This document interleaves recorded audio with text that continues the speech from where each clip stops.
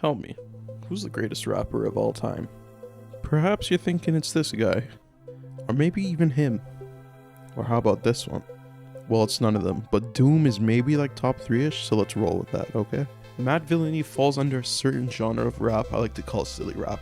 It continues the comic vibe that Doom was going for on his earlier projects, but this time he decided to take a backseat on the beats, giving that responsibility to Madlib.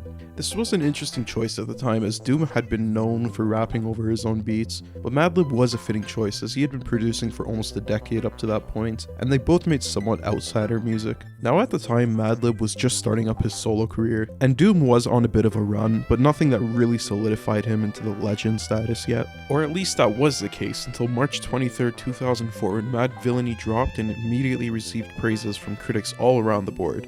But listen, their opinion does not matter, because I, as the arbiter of objectivity, was in diapers at the time of its release.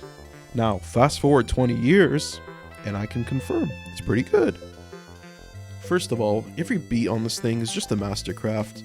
You can tell Madlib really poured his heart and soul into this project, as in my opinion, he never really peaked like this creatively before or after the album came out. Across the 22 tracks on this project, he did not miss a single time. And my personal favorite beats are on Great Day, Fancy Clown, and of course, Raid. The way Bistro transitions into Raid is probably one of my favorite hip-hop transitions of all time. Big Hookie and Baba from the Laundromat.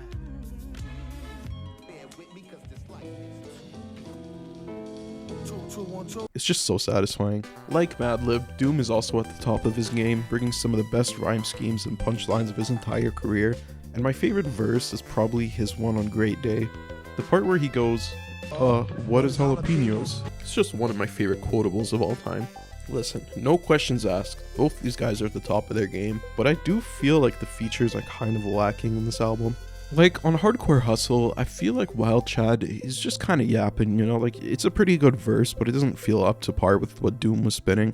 And on I, Stacey Epps does a great job, but I feel like she didn't really fit on the track list. Overall, like, most of the tracks have a certain charisma to them, but just these two, for some reason, don't feel like they really belong here. Also, the placement of the instrumental tracks does feel a bit weird because you have Sick Fit and Do Not Fire very close to each other, and then 9 tracks later you get the next instrumental. And while the placement of these instrumentals in the track list does feel a bit off to me, they're still some of the best beats on the album, so I guess that makes up for it.